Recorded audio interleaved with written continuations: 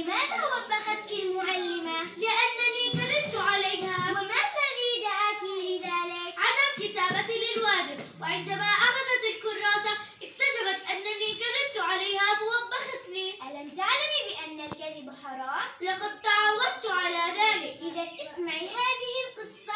كان هناك راعيا يرعى الأغنام، وفي إحدى الأيام أخذ الراعي يصرخ ويستنجد، فذهب الناس لنجدته.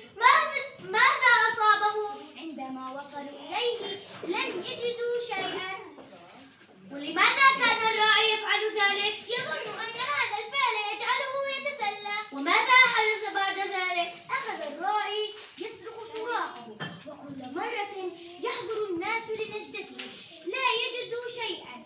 وفي إحدى الأيام حضر ذئب وانقض على الأغنام، وعندما صرخ الراعي لم يساعده أحد، لأن الناس ظنوا أنه يكذب عليه مثل المرات السابقة. صحيح أن الكذب عواقبه وخيمة.